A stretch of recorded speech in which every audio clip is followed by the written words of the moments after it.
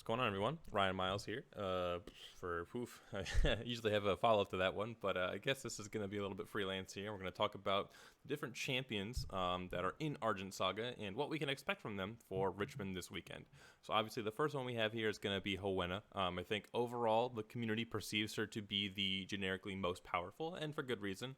Her ability, as you can see, creates a 1500 power golem token unit for pretty much free, and typically for the vanilla standard, you'll see units with 1500 power are going to cost at least 2. So being able to create those at essentially on either player's turn for 0 is going to be very powerful, and it's very easy to generate counters. Also, Darkness just has some of the most powerful cards in the game overall right now, and we'll kind of see how that fluctuates, as more cards continue to come out. But right now, Darkness is pretty clear, I think, ahead of the curve from the rest of the elements, and the ability here to do pretty powerful things with a total cost of 0 Shard Light is just good overall. So the typical Hoenna decks you're going to see are actually pretty varied. I think the most popular is going to be Hoenna Kite. Kite gives you access to air cards, which include Sylphia, potentially Monarch Skydagger, Garga.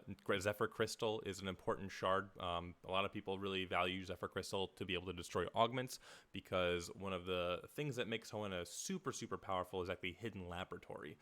Hidden Laboratory is a card that essentially is stat efficient because you're playing it for 2, and it's creating, if you use the 3 counters to create a golem, then the golem has 1500 power, so you're essentially getting the augment into play while also getting your value in the form of a unit, which is a 2 cost 1500. And that's like the vanilla standard. Every other, pretty much every other 2-drop in the game, I think, has a maximum power of 1500, unless it has some sort of downside, like Azure Guardian, for example. But overall, yeah, Hoenna is just efficient in terms of 2-drops and 3-drops, very defensive. And then what Kite does is just give you more control options, more late game utility, and the mana, the Shard Light sink that is Zephyr Crystal to destroy opposing Hidden Laboratories.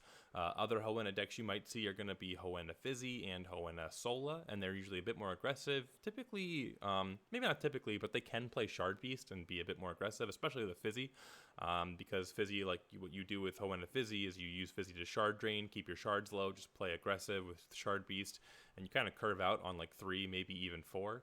But there also are slower variants of Hoenna Fizzy, which can play Chronostasis and Mayu and Iakuma Juggernaut, and just kind of really use Fizzy in the blue cards to grind out the game.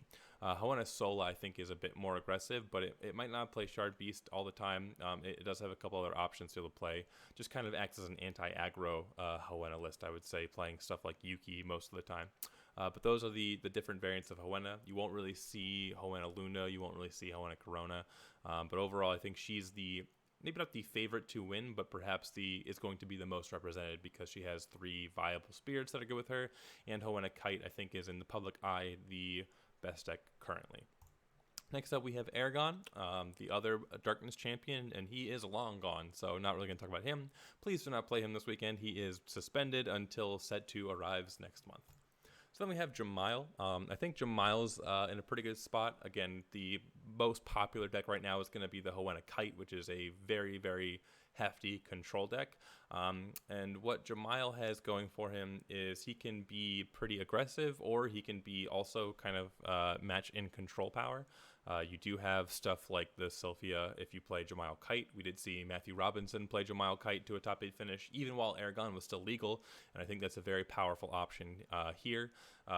Monarch Skydagger is a very good card when you're playing Kite as your spirit to recycle cards like Sylphia and Garga, the Keeper of the Gales. And what Jemile does is, because you're constantly drawing cards with by playing units and then discarding cards, you can actually use Monarch Skydagger as a resource to discard it, and then later on you can get it back when you return units to your hand. And you're not just using only Kite to return units to your hand, you're also using other cards that you have available in water, cards like Ancient Serpent's Breath, cards like Tidal Rush, and things like that. So you do have a lot of, I think, utility available in Jemile, and a lot of raw draw power. There's also other Jemile decks that are good, like Jemile Luna, I think, is a pretty decent control deck, and even Jemile Sola to some extent, or Jemile Buckeye, rather. Buckeye, again, either way, Sola or Buckeye, just the white splash, and it's dependent on how many white cards you want to run. Any blue-white deck with Finishing Ray and Chronostasis is inherently going to have a lot of stall power, and then there's not a whole lot of ways to really deal with Iakuma Juggernaut in the game out if you're not playing green. So like if you're playing green, you have Sylphia. If you're playing green, you may have Garga, depending on if you opt into that choice. There's a lot of decks might have to just beat it up. Iskandar decks can do that if you're white.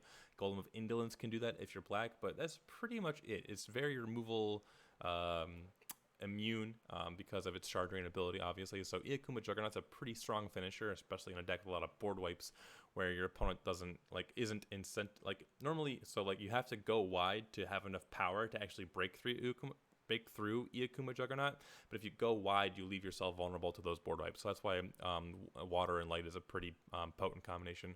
But overall, I just think Jemile has a lot going for it. I think Cryptic Deflection is a very powerful card right now. Again, the Hoenn Kite deck is very control focused, and it uses Kite to recycle Sylphia, and it also has just a bunch of removal spells in general, Debilitating Miasma, Dusk Strike, stuff like that. So what Jemile has going for it is the Cryptic Deflection, which it can play for 0 and just protect one of its important units. And I think that's just like kind of good if you're playing like an aggressive style. So if you're playing Azure Seer, maybe Amateur Witch, not really sold on that one, but Iakuma Wavebender is a good card. Again, like I said, blue-black is kind of an interesting concept because you can do stuff like play Omega Magic Yami in your tempo blue deck, and you can get back your 3-drops. And blue has a whole bunch of powerful 3-drops. It's got, like I said, Iakuma Wavebender, it's got Mayu's Assistant, it's got Kako, it's got Ash the Glacial Sorceress. So you've got a lot of options in that slot that pair well with Omega Magic Yami, on top of just the raw draw power and also the discard that you get from being Luna. So I think Jemile Kite's probably the most popular or best version of Jemile, but you've also got Jemile Luna and even Jemile Corona. You could do Void Fire Desolation loops with Mayu. That's an interesting deck. I really can't say how good it is because I just really don't know like where it stacks up overall in the metagame, but it is interesting, and I'd be pretty hyped to see it come out this weekend. And then, like I said, Jemile Buckeye, Jemile Sola, and then Jemile. Yeah, usually don't play monocolor decks right now because the card pool is so low. So probably no Jemile Fizzy. But after Jemile, we've got Gillian. Gillian does a lot of similar things. It's just a bit more spell-oriented than it is unit-oriented. So while Jemile may have the option to go for a tempo deck and also has the Jemile Kite of, playing Sylphia, playing Garga, kind of like what Matt Robinson played at the last event, Gillian's going to be more Sola Buckeye-oriented, where you are playing the board wipes and you're trying to win the game with a low amount of units. So Gillian is more where I expect to see blue-white Juggernaut board wipe deck. Mayu Void Fire Dragon loops. That's kind of what the Gillian deck's going to do instead of maybe the Jemile decks. So they're pretty similar overall, but you never really know which one you're going to see. And I think I prefer Jemile strictly because of Cryptic Deflection and how good it is right now. But Gillian's definitely something you should kind of keep an eye on, and it could pop up just as like an audible to Jemile. Next up, we have Aten, and Aten, I think, is far and away the better air champion. I think that, as I've mentioned, as I've gone through the first two elements, it seems like control is just overall like what the format is shaping up towards. Even though Shard Beast is out and about, it's just kind of easily answered by what control can do currently. So what Aten has going for it is his champion ability is just super good against removal in general. Anytime they try and like kill one of your units, you can use Aten to turn that unit into a bigger unit. And now, even though you've still 1-for-1, you've kept ahead on tempo, and it lets you keep up it lets you keep up the pressure to like just keep trying to attack their towers aggressively and make sure that you're not falling. Like when you're playing a normal Shard Beast deck, like Hoenn Fizzy, for example, like an aggressive Hoenn Fizzy, when they kill your Shard Beast, you just play a 2-drop after it, and then say, all right, this is the tempo that I'm establishing. If your Shard Beast 6-on-1 and you can upgrade it to a 2-drop with only one shard, you can play another 1-drop on top of it. There's just like you just get to use more tempo as long as you're playing one down essentially. So I think it'll be pretty useful against control decks for either mono green. I think is probably the only viable mono deck. I think green blue can do some things as well. So Aten Fizzy in that respect.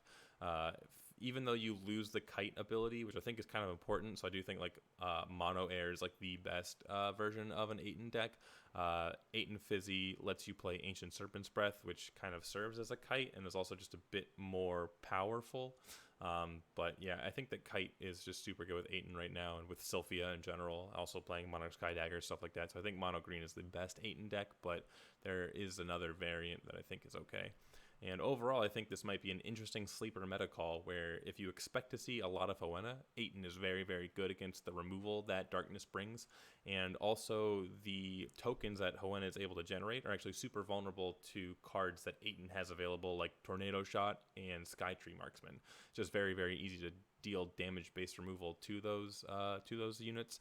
And because if you play mono green, you have Zephyr Crystal, you have an answer to Hidden Laboratory, so you won't get buried in advantage. So I think Aten might be a pretty cool counter pick to Hoenna, but we'll kind of see how that plays out because its other matchups, especially against aggro, are not always the best, especially combo decks like Iskandar.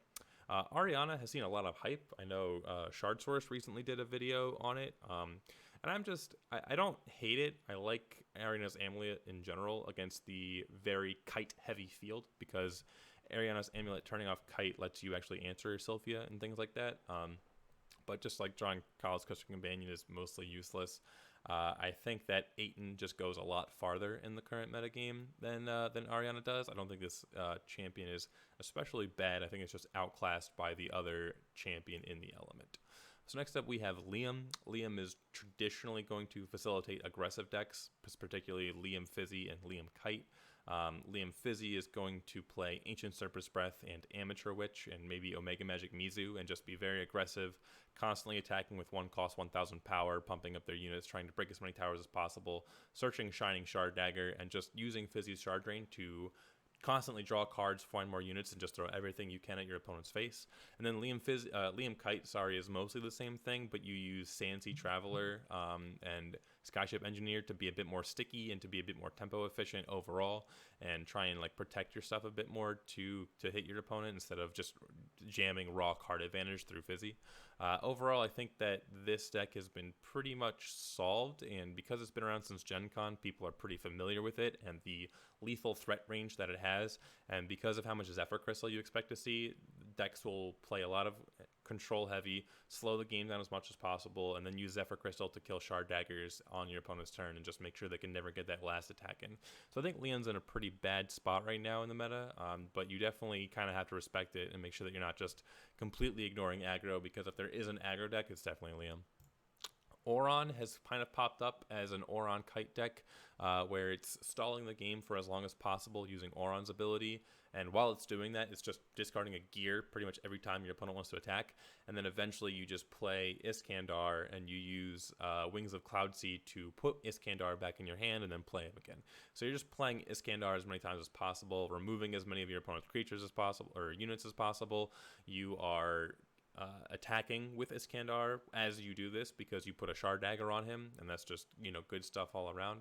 I'm not super well versed on where this card's going to line up. I think it can struggle against some of the other slow decks because they have a lot of interaction with Iskandar, but sometimes like the deck just falls apart, right? Because you just don't see Iskandar in time, you don't have a win condition, and there's only so many cards you can discard with Oren before your opponent finally hits you in the face. So I think the games where it does see Iskandar, it can just like grind out other decks, but if it's discarded or there's a lot of things that can happen to it where the deck just ends up not being able to function. So I think that Oren is an interesting pick. We might see it pop up, but its consistency is kind of what I'm worried about, and we'll have to just kind of wait and see on where that ends up. But it is kind of viable, so definitely something to keep an eye on. And then our final element, of course, is going to be Fire. Dragonholt, I think, is the more viable champion of the two, and I think he's kind of flying under the radar where everyone's really ignoring this guy. I think what's really keeping him behind is the popularity of Zephyr Crystal and how obnoxiously good his augments are. I think Alter is a very good card, Alter the Dragon God. I think Dragonic Zone is a very good card, and they're not terrible into Zephyr Crystal. You will get a couple activations off, and it is a not really an aggressive deck, but it's very mid-rangey. Like, you're going to play 1-drops, you're going to play 2-drops, and that's really like the meat and potatoes of what you're trying to do.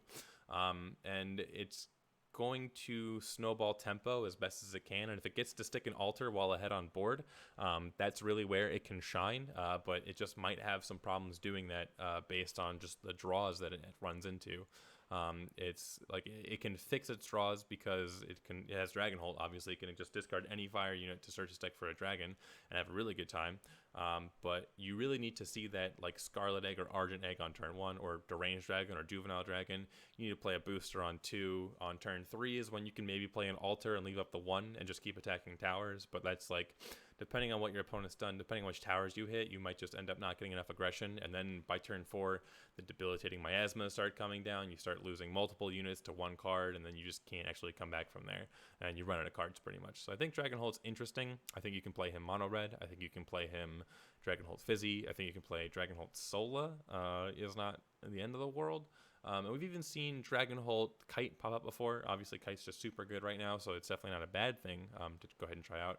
But out of the 5 elements, I think red is kind of the weakest primary color, but there are glimpses of hope that you do see at what Dragonholt can do. And I wouldn't be shocked if Dragonholt tops, because of how many people just kind of disrespect it and maybe aren't even playtesting against it to really know exactly what it looks like and what can happen. But overall, it's just, I think it will be underrepresented, but that's not to say that it would top if it was adequately represented. You know what I mean?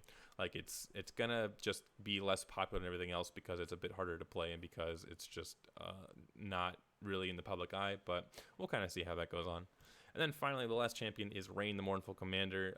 Unfortunately, he is just a bit ahead of his time. There's very few instances where you want to expel cards from your hand to deal 500 damage. It's just not killing anything relevant right now, and expelling cards is just not a big payoff. So I do think that he's kind of the black sheep of the family, and we won't see too much Rain. I really can't imagine any redeeming qualities that he currently has, but stay tuned for the future of the game. So that's what I think is going to pop up at Richmond, a couple viable decks for perhaps each element and what you should kind of expect. So hope you guys enjoyed the video. Thanks for watching.